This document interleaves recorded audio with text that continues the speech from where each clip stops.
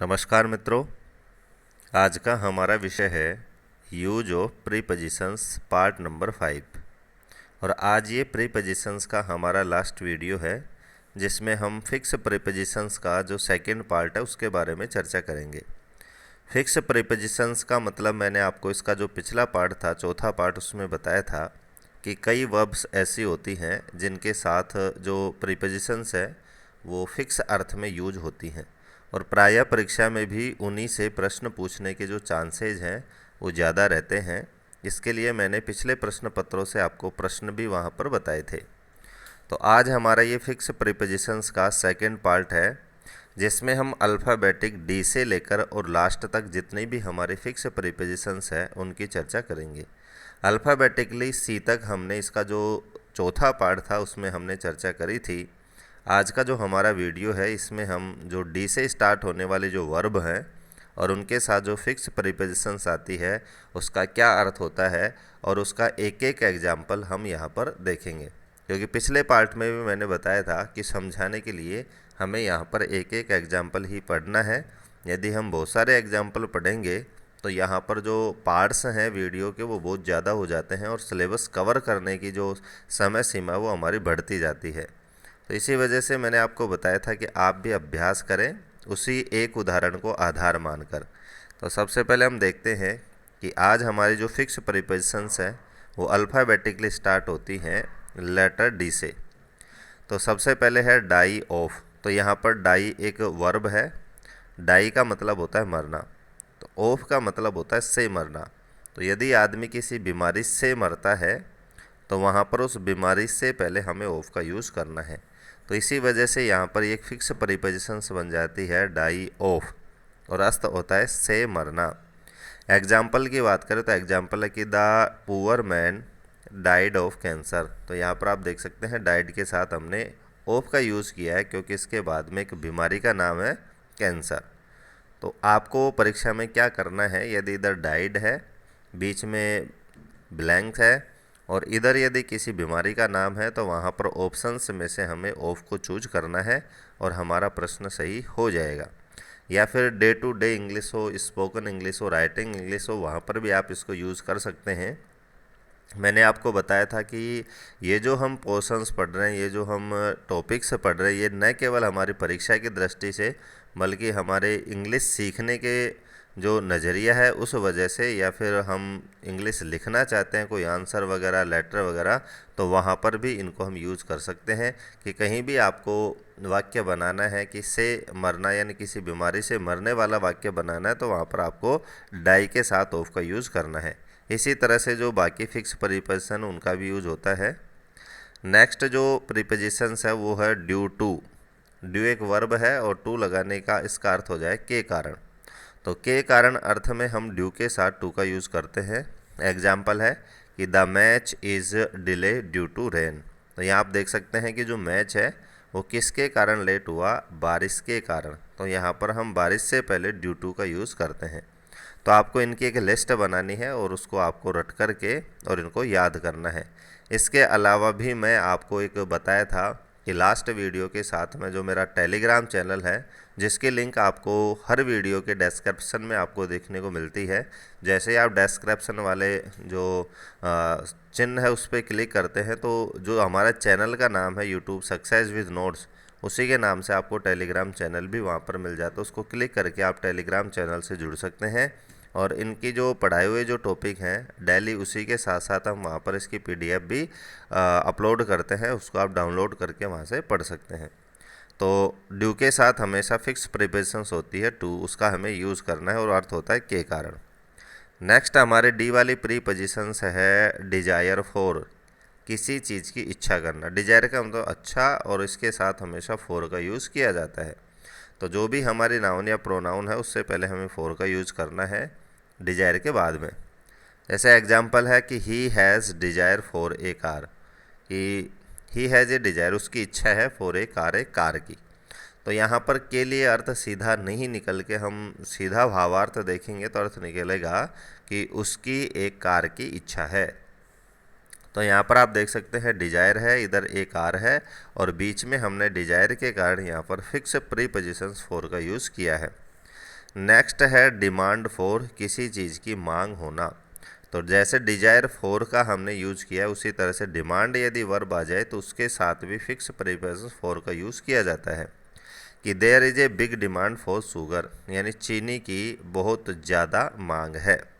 तो there is big, big यानी बड़ी, ज़्यादा, डिमांड मांग, किसके लिए? फॉर शुगर, चीनी की। तो यहाँ पर भी आपको ध्यान रखना है कि डिमांड के साथ हमें फॉर का यूज़ करना है। नेक्स्ट हमारा जो लेटर है वो है ई। ई से स्टार्ट होने वाली जो वर्ब है उसके साथ जो फिक्स प्रीपोजिशंस है उनकी लिस्ट यहाँ पर हम इस पार्ट में देखेंगे। तो हमारी नेक्स्ट प्रीपोजिशंस है एलिजिबल फॉर। तो एलिजिबल के साथ भी हमें फॉर का यूज़ करना है और इसका अर्थ होता है के लिए उपयुक्त, कि he is eligible for this post, वह इस पोस्ट के लिए उपयुक्त है।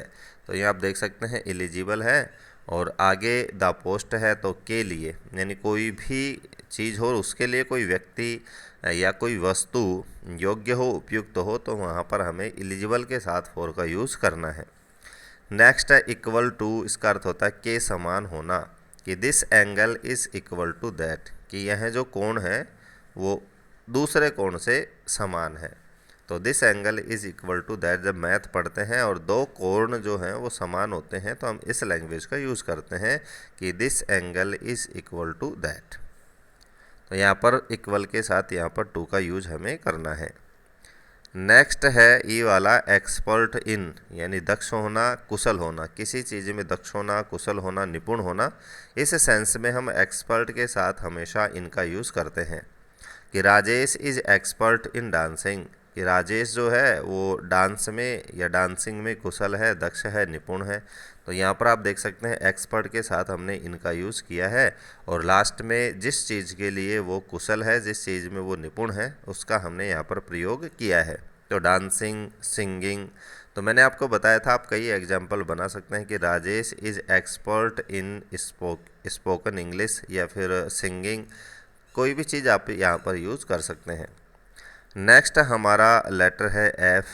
तो एफ से स्टार्ट होने वाले जो वर्ब हैं उनके साथ कौन कौन सी फिक्स प्रीपोजिशन का यूज़ किया जाता है, उनमें सबसे पहले है फेथफुल टू। तो फेथफुल के साथ हमेशा टू का यूज़ होता है, इसका अर्थ होता है वफ़ादार। तो किसी के प्रति वफ़ादार होते हैं तो टू के बाद जिसके प्रति हम वफ़ादार होते हैं उसका यूज़ करते हैं। जैसे आपको एग्जाम्पल है कि his servant is faithful to him. तो यहाँ पर फेथफुल है और किसके प्रति? हिम, यानी उसके प्रति वफादार है। तो यहाँ पर उससे पहले हमने टू का प्रयोग किया है। तो फेथफुल का यदि अर्थ होता है कि प्रति वफादार होना, तो वहाँ पर हम फेथफुल के साथ टू का यूज़ करते हैं कि he was faithful to me, they were faithful to them. तो इस तरह से कई आपको एग्जाम्पल देखने को मिलेंगे आप जब एक्सरसाइज करेंगे और डे टू डे लाइफ में भी आप इन सेंटेंस का यूज़ करते हैं, बोलते हैं, तो आपकी ये जो फिक्स प्रीपोजिशंस है ये बाय हार्ट लर्न हो जाती है, यानी हमेशा के लिए आपको याद हो जाती है। नेक्स्ट एफ वाली है फैमिलियर विद। इसका अर्थ होता है से परिचित होना, कि they are familiar with me, वे मेरे से परिचित हैं। तो यहाँ फैमिलियर के साथ विद का यूज़ किया गया है और जिससे परिचित है उससे पहले इसको हम यूज़ करते हैं कि he is familiar to me या फैमिलियर विद मी, तो वह मेरे से परिचित है। नेक्स्ट हमारी जो एफ वाली प्रीपोजिशन है वो है फॉन्ड ऑफ, और ये बहुत ही फेमस एक वर्ड है फॉन्ड ऑफ। इसका अर्थ होता है शौकीन होना, कि I am fond of sweets, कि मुझे मिठाइयों का शौक़ है। तो यहाँ आप देख सकते हैं कि शौक़ होने के अर्थ में हमें यहाँ पर फॉन्ड के साथ ऑफ का यूज़ करना है कि I am fond of cricket match, I am fond of football, I am fond of T. तो इस तरह से आप किसी भी चीज़ के यदि शौकीन हैं तो उस सेंस में हम फॉन्ड के साथ ऑफ का यूज़ करते हैं। नेक्स्ट है फॉल इनटू। इसका अर्थ होता है किसी चीज़ में गिरना। तो यहाँ पर भी आप देख सकते हैं हमने एक प्रीपोजिशंस पढ़ी थी इनटू। इसका अर्थ हमने पढ़ा था कि कोई वस्तु जब गति करते हुए किसी दूसरी वस्तु में जाती है तो वहाँ पर हम इनटू का प्रयोग करते हैं। तो इसी तरह से आप देख सकते हैं फॉल का अर्थ होता है गिरना। तो जब कोई वस्तु गिरती है तो वो गति करते हुए गिरती है, तो इसी वजह से यहाँ पर फॉल के साथ हमें इनटू का यूज़ करना है। जैसे एग्जाम्पल है कि द काऊ फैल इनटू द वेल, कि जो गाय है वो कुएं में गिर गई। तो यहाँ पर आप देख सकते हैं फॉल की सेकंड फॉर्म होती है फैल, और इसी वजह से यहाँ पर इसके साथ इनटू का प्रयोग किया है और किस चीज़ में गिरी है उसका बाद हमने टू के बाद उसका यूज़ किया है द वेल, कुएं में। इसी तरह से नेक्स्ट जो एफ वाली प्रीपोजिशन है वो है फेमस फॉर, यानी किसी चीज़ के लिए प्रसिद्ध होना। तो फेमस के साथ हमें फॉर का यूज़ करना है कि जयपुर इज़ फेमस फॉर हवा महल, कि जयपुर जो है वो हवा महल के लिए प्रसिद्ध है। तो यहाँ पर आप देख सकते हैं कि फेमस फॉर का यूज़ किया है और जिस वस्तु के लिए, जिस स्थान के लिए फेमस है उसका यूज हमने फॉर के बाद यहाँ पर किया है। इसी वजह से जैसे Agra is famous for Taj Mahal, तो इस तरह से आपको कई एग्जाम्पल यहाँ पर देखने को मिल सकते हैं। नेक्स्ट हमारा है फिल इन, किसी चीज़ से भरना। और ये आपने जो इंग्लिश बुक आपने पढ़ी होगी, जो लोकल क्लासों में भी 6th 7th 8th 10th, तो कोई भी हमारी लेसन के बाद एक्सरसाइज होती थी उसमें आता था fill in the blanks with the correct form of the verb, fill in the blanks with the correct modal, fill in the blanks with correct determiners. तो वहाँ पर आप देख सकते हैं कि हमेशा फिल के बाद आपको इन देखने को मिलता है। इसे ही हम फिक्स प्रीपोजिशंस के नाम से जानते हैं। तो किसी चीज़ से भरने के सेंस में हमें फिल के साथ इनका यूज़ करना होता है कि please fill in the blanks, कि कृपया रिक्त स्थान भरिए। नेक्स्ट और लास्ट एफ वाला है फुल ऑफ, इसका अर्थ होता है भरा हुआ। फुल का मतलब भरा और ऑफ इसके साथ फिक्स प्रीपोजिशन है, इसका अर्थ होता है से भरा हुआ, कि the jug is full of water, तो जग था वो पानी से भरा हुआ है। तो यहाँ पर आप देख सकते हैं फुल के साथ हमने ऑफ का यूज़ किया है और जिस चीज़ से भरा उसका बाद उसका जो यूज है हमने ऑफ के बाद किया है। नेक्स्ट हमारा जी का है, तो जी से जो वर्ब है वो है ग्रेटफुल। तो ग्रेटफुल के साथ हम दोनों ही प्रीपोजिशंस का यूज़ कर सकते हैं, टू का भी कर सकते हैं और फॉर का भी प्रयोग कर सकते हैं। और इसका जो अर्थ होता है वो होता है कृतज्ञ, यानी किसी के प्रति कृतज्ञ होना। ग्रेटफुल टू, ग्रेटफुल फॉर, कि she is grateful to me, वह मेरे प्रति कृतज्ञ है। तो यहाँ पर ग्रेटफुल के साथ हमने टू का यूज़ किया है। नेक्स्ट है जी वाला गिल्टी ऑफ, गिल्टी का मतलब होता है अपराधी और इसके साथ हमेशा ऑफ का यूज़ किया जाता है और इसका अर्थ होता है अपराधी होना, कि you are guilty of theft, theft का मतलब होता है चोरी, कि तुम चोरी के अपराधी हो। तो यहाँ पर आप देख सकते हैं कि गिल्टी के साथ यहाँ पर ऑफ का यूज़ किया गया है। जी के बाद हमारा नेक्स्ट जो लेटर है वो आई। तो आई से स्टार्ट होने वाले जो वर्ब के साथ फिक्स प्रेजेंट उनमें सबसे पहले है इनवाइट टू। इनवाइट टू का अर्थ होता है आमंत्रित करना, किसी चीज़ को निमंत्रण देना, किसी व्यक्ति को निमंत्रित करना, आमंत्रित करना। तो यहाँ पर आप देख सकते हैं कि इनवाइट के साथ हमें टू का प्रयोग करना है, कि she invited me to the party. तो यहाँ पर आप देख सकते हैं इनवाइट के साथ टू का प्रयोग किया गया है और टू का प्रयोग हमें जिस फंक्शन में हमें आमंत्रित किया गया है, जिस स्थान पर हमें आमंत्रित किया गया है वहाँ पर हमें टू का यूज़ करना है। और यहाँ पर आप देख सकते हैं कि इसको समझाने के लिए मैंने दो एग्जाम्पल दिए हैं और यहाँ पर मैंने करेक्ट का चिन्ह भी लगाया है। इसी को समझाने के लिए जैसे मान लीजिए कि यहाँ तक वाक्य हो कि सी इन्वाइटेड टू मी, तो यहाँ पर आप देख सकते हैं इन्वाइट के साथ टू लगाया है और उसने यहाँ व्यक्ति को आमंत्रित किया है। तो यहाँ पर ये जो हमारा सेंटेंस है ये गलत हो जाएगा। तो हमें टू का यूज जब ही करना है जब वहाँ पर किसी फंक्शन में आमंत्रित किया गया हो, किसी व्यक्ति को किसी स्थान पर आमंत्रित किया गया। व्यक्ति के पहले हमें टू का यूज़ नहीं करना है। व्यक्ति से पहले हमें डायरेक्ट मी लिखना है, जैसे सी इनवाइटेड मी, क्योंकि यहाँ पर ये पास्ट सिंपल टेंस का यूज होगा कि सी इनवाइटेड मी, उसने मुझे आमंत्रित किया, to the party, to the home. इस तरह से यदि स्थान या फिर कोई फंक्शन हो तो हमें टू का यूज वहाँ पर करना है। नेक्स्ट आई वाला जो फिक्स प्रीपोजिशंस है वो है इन डेब्ट टू। इसका अर्थ होता है ऋणी होना, कर्ज लेना, कि आई एम इन डेब्ट to him for his help, मैं उसकी मदद के लिए कर्जदार हूँ, ऋणी हूँ। तो यहाँ पर आप देख सकते हैं यहाँ पर हमें टू का यूज इन डेब्ट के साथ ही करना है और उसके बाद जिसके भी आप ऋणी हो, जिससे भी आपने कर्ज ले रखा हो, डेब्ट ले रखा हो, उससे पहले हम इसका यूज़ करते हैं कि आई एम इन डेब्ट to him for his help, कि मैं उसकी मदद के लिए कर्जदार हूँ। नेक्स्ट हमारी प्रीपोजिशंस है इंडल्ज इन। इंडल्ज इन का मतलब होता है रत होना, कि डोंट इंडल्ज इन लग्जरीज, यानी भौतिकता में या ऐशो आराम में आपको रत नहीं होना है, कि डोंट इंडल्ज रत मत हो इन लग्जरीज, ऐशो आराम में।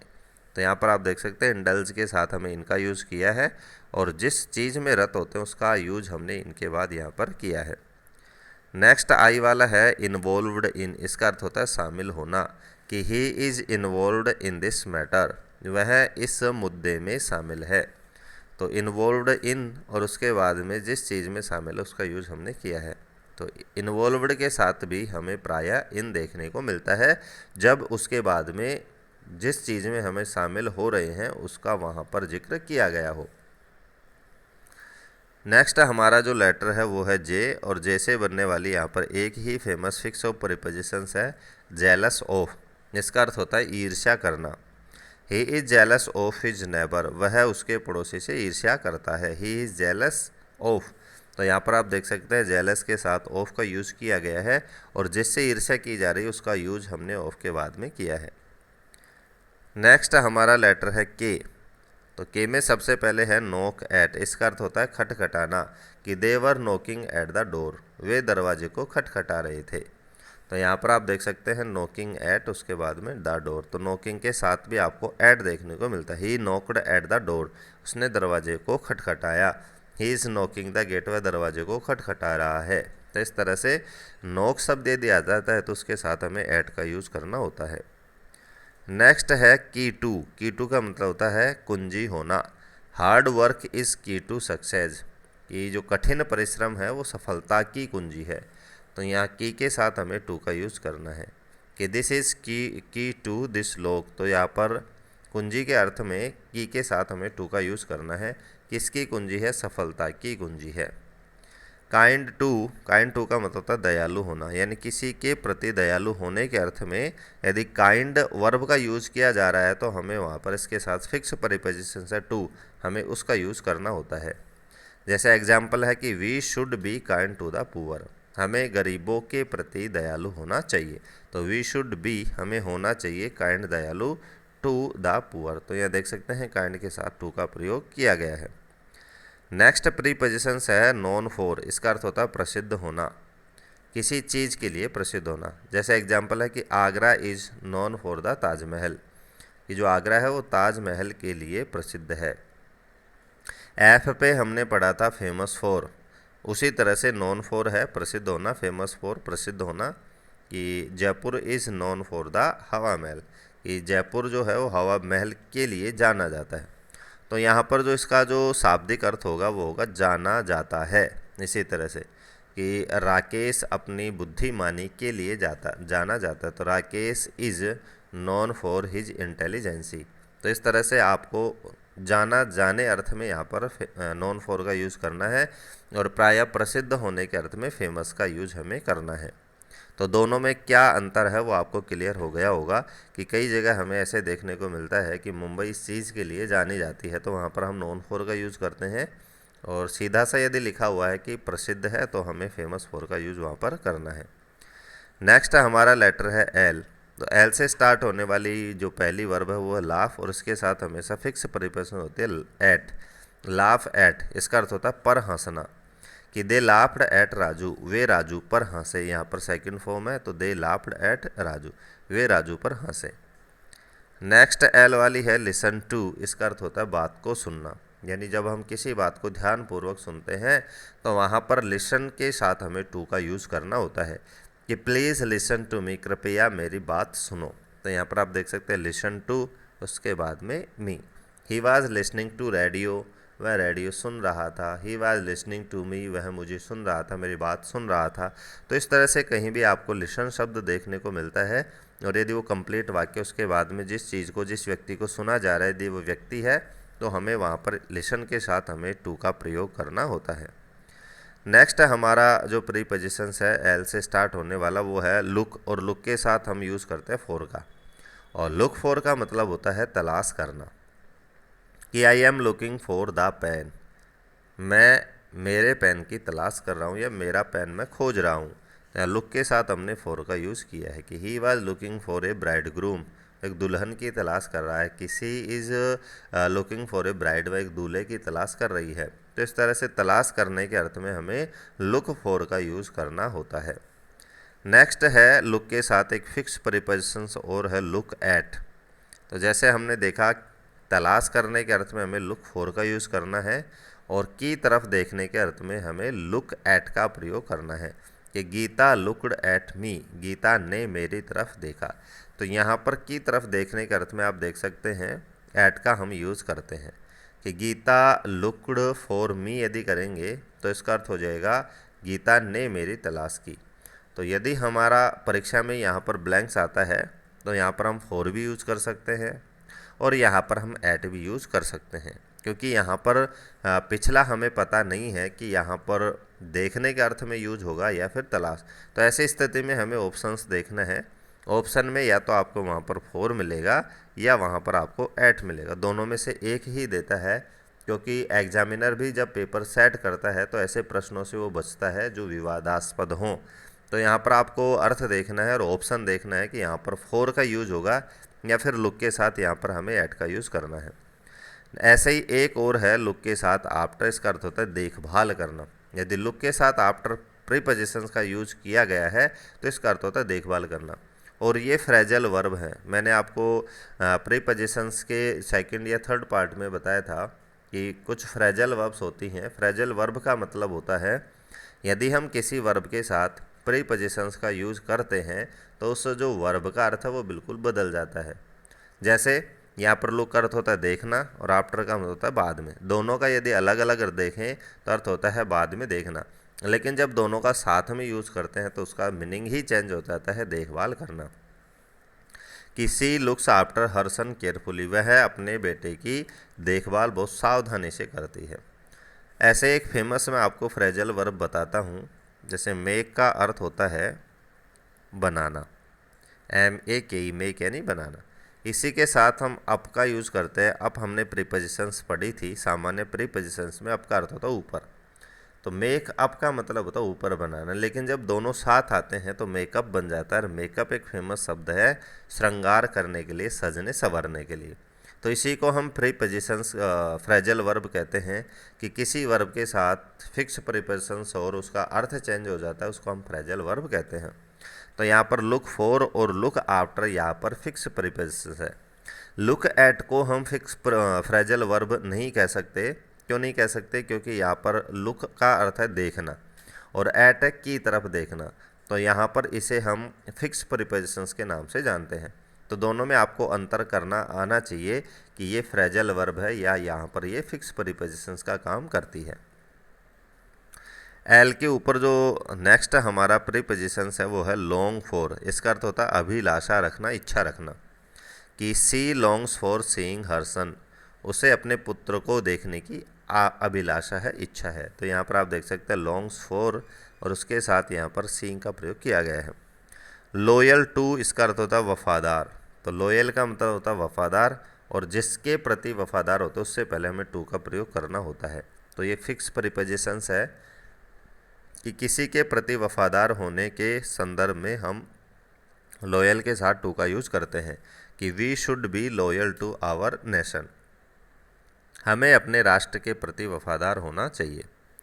नेक्स्ट है एम, मोस्ट ऑफ। मोस्ट के साथ ऑफ का यहाँ पर यूज़ किया गया है जिसका अर्थ है अधिकांश, कि most of the books are good, अधिकांश किताबें अच्छी होती हैं। नेक्स्ट है मेड इन। मेड इन का मतलब होता है किसी देश या स्थान में बना होना। जैसे चाइना का कोई प्रोडक्ट है तो उस पर लिखा हुआ आता है मेड इन चाइना, जापान का है तो मेड इन जापान। तो उस संदर्भ में हमें मेड का प्रयोग करना है कि this computer is made in Japan. तो मेड इन के साथ यहाँ पर फिक्स प्रीपोजिशन और जहाँ पर ये बनाई गई है उस स्थान का नाम यहाँ पर लिखना है। अगला है मैरिड टू, शादी होने के अर्थ में।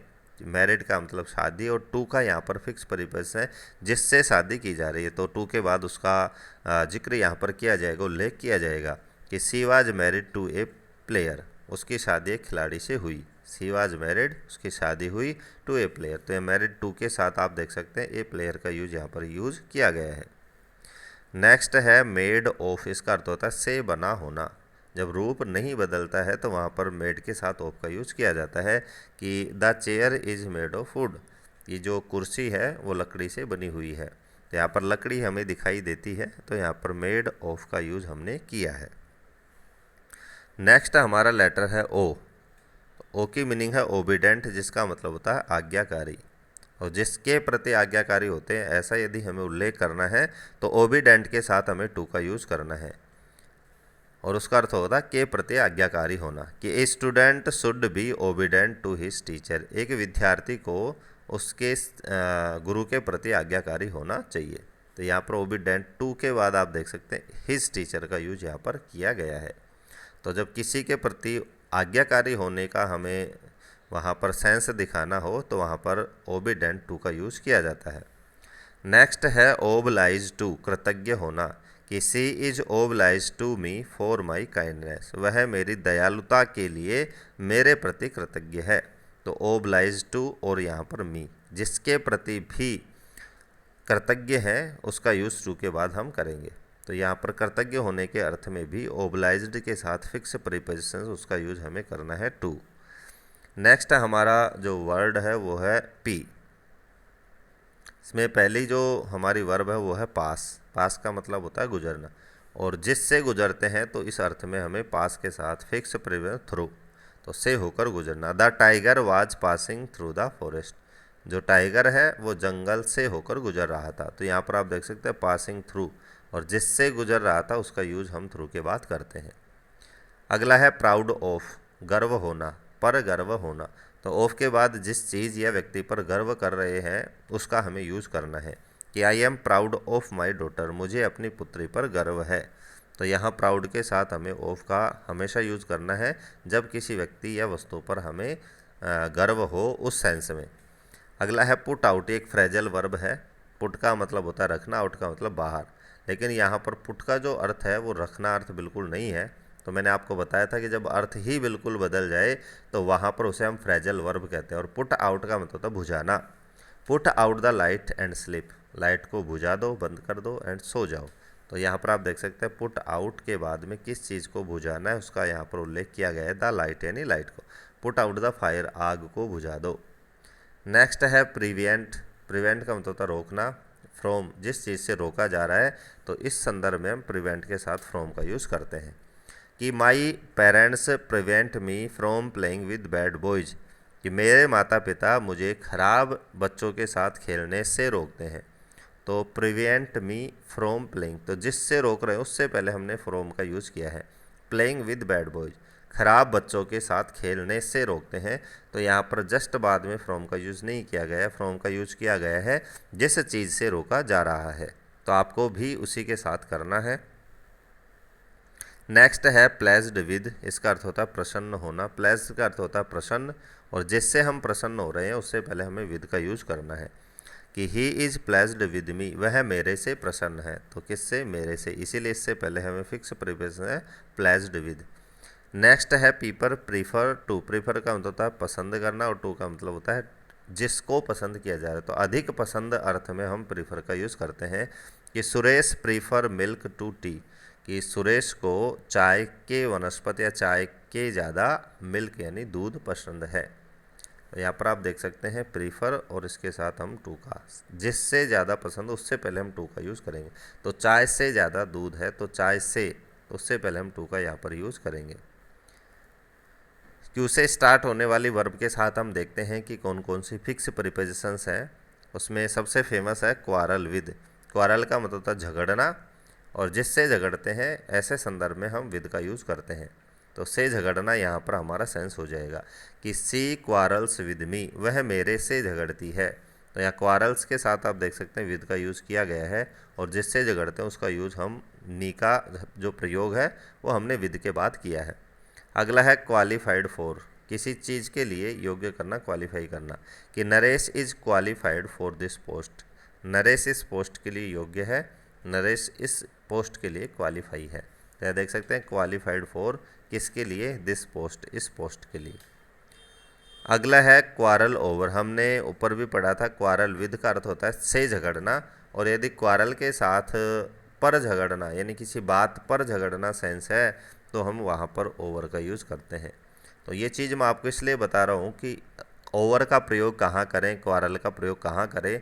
तो परीक्षा की दृष्टि से तो हम देखेंगे कि जो ब्लैंक्स के बाद जो लिखा हुआ होगा जो वर्ड, वो हमें बताएगा कि यहाँ पर ओवर का यूज़ करना है या फिर विद का यूज़ करना है।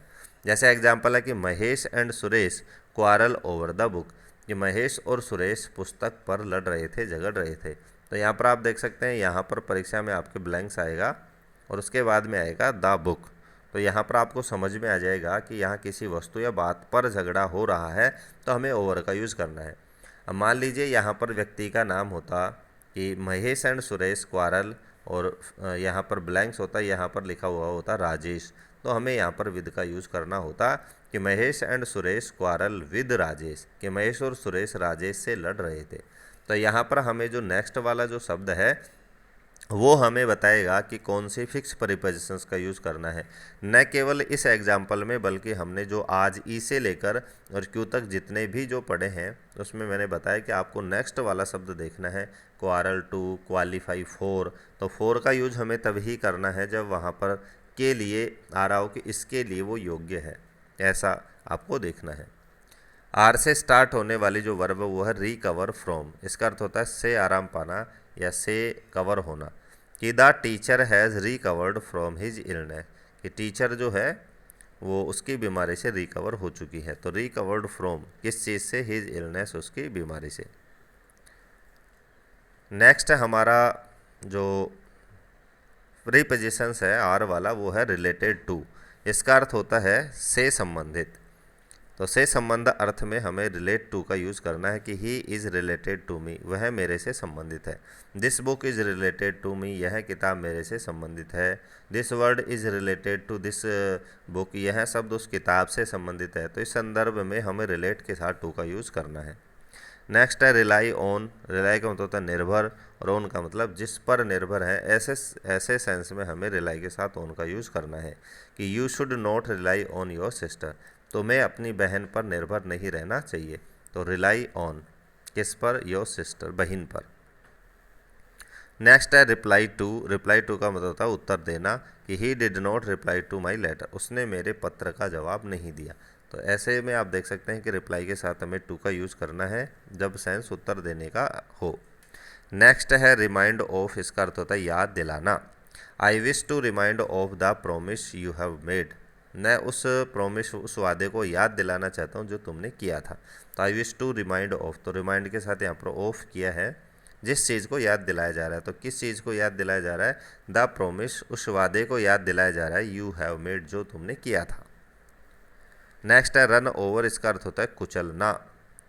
तो रन ओवर एक फ्रेजल वर्ब है, रन ओवर कुचलना। A dog was run over by a car, एक कुत्ता कार के द्वारा कुचला गया। तो यहाँ पर रन ओवर और किसके द्वारा? बाई ए कार, एक कार के द्वारा। नेक्स्ट हमारा वर्ड है एस।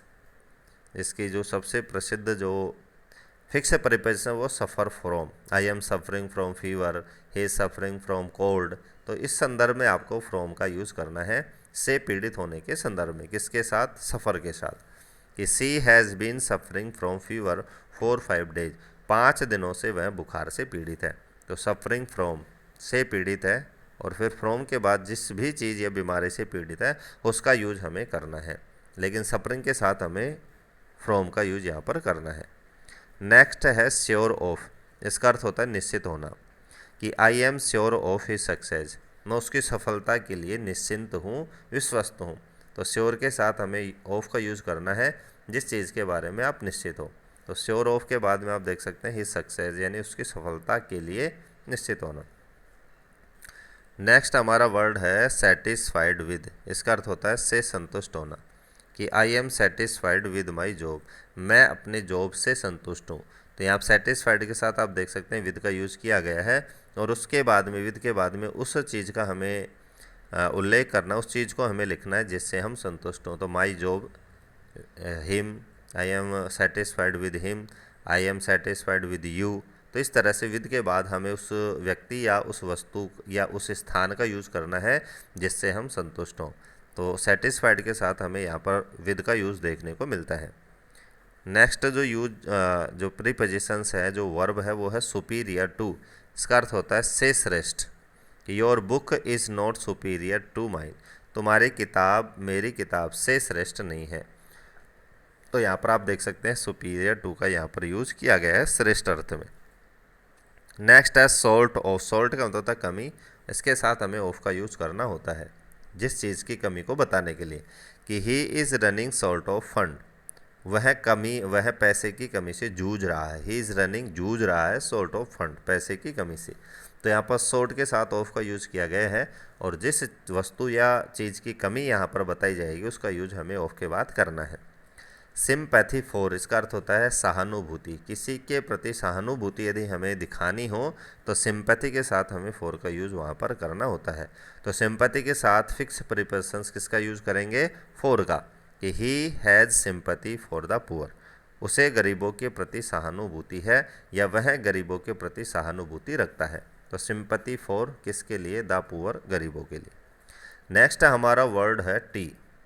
तो टी की जो सबसे पहली वर्ब वो टेस्ट, और टेस्ट के साथ हमें फॉर का यूज़ करना है। इसका अर्थ होता है रुचि, कि I have a taste for music, मुझे म्यूजिक में रुचि है या मैं म्यूजिक की रुचि रखता हूँ। तो टेस्ट फॉर, तो ये फिक्स है, और उसके बाद में जिस भी चीज़ की रुचि है उसका हमें फॉर के बाद यूज़ करना है, प्रयोग करना है।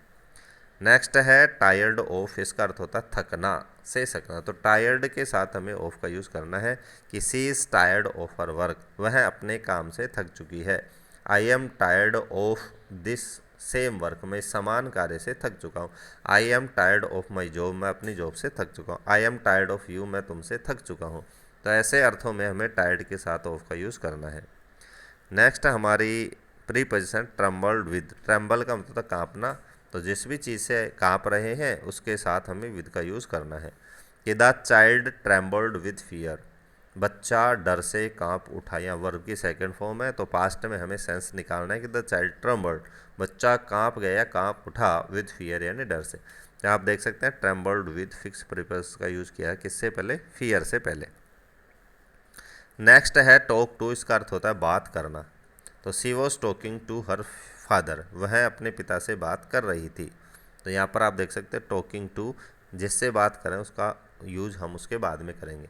कि she was talking to me, please talk to me, कृपया मेरे से बात कीजिए। प्लीज़ टॉक टू हिम, कृपया उससे बात कीजिए। He was talking to them, वो उनसे बात कर रही थी। तो इस अर्थ में आप देख सकते हैं टॉकिंग के साथ हमें टू का यूज करना है। नेक्स्ट हमारा वर्ड है यू। तो यू का यहाँ पर एक ही वर्ड हमने लिया है, नॉन फॉर, अनोन फॉर। तो अनोन टू, तो यहाँ पर आप देख सकते हैं कि यू से स्टार्ट होने वाला जो वर्ड है वो अनोन, उसके साथ हमें टू का यूज़ करना है, और इसका जो अर्थ होगा वो होगा अपरिचित, यानी किसी चीज़ से अपरिचित होना।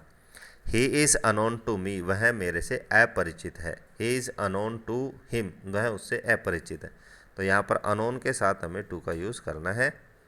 नेक्स्ट हमारा है डब्लू, और ये लास्ट भी है। इसका वेट फॉर, इसका अर्थ होता है का इंतज़ार करना। I am waiting for you, मैं तुम्हारा इंतज़ार कर रहा हूँ। He was waiting for you, मैं तुम्हारा इंतज़ार कर रही थी। You are waiting for me, तुम मेरा इंतज़ार कर रहे थे। तो वेट के साथ हमने यहाँ फॉर का यूज़ करना है इंतज़ार करने के अर्थ में। तो यहाँ पर मैं आपको दो पार्ट्स में जो फिक्स प्रीपोजिशन है अल्फ़ाबेटिक ए से लेकर डब्ल्यू तक, वो सारी यहाँ पर दो वीडियोज में मैंने उपलब्ध करवा दी है। इनकी आपको एक लिस्ट बनानी है, मैंने आपको वीडियो के स्टार्ट में भी बताया था। पीडीएफ में अपने टेलीग्राम चैनल पर अभी अपलोड कर देता हूँ। उसके बाद भी आपको एक लिस्ट बना करके इनका अभ्यास करना है, ताकि आपकी अभ्यास में आ जाए और परीक्षा में आपको वर्ड पढ़ते ही, क्योंकि वर्ब वहाँ पर दी गई होगी और वर्ब के बाद में वहाँ पर एक स्थान होगा, उसमें आपको उस वर्ब के अकॉर्डिंग वहाँ पर आपको प्रीपोजिशंस का यूज़ करना होगा। तो आज का जो मैटर है इसी के साथ हमारा जो first paper first grade English का जो 5वां जो पॉइंट है यूज ऑफ प्रीपोजिशंस वो कंप्लीट होता है। इसके बाद हम जो छठा जो टॉपिक है उस पर चर्चा करेंगे। इसी के साथ आज की वीडियो में इतना ही। वीडियो को लास्ट तक देखने के लिए धन्यवाद।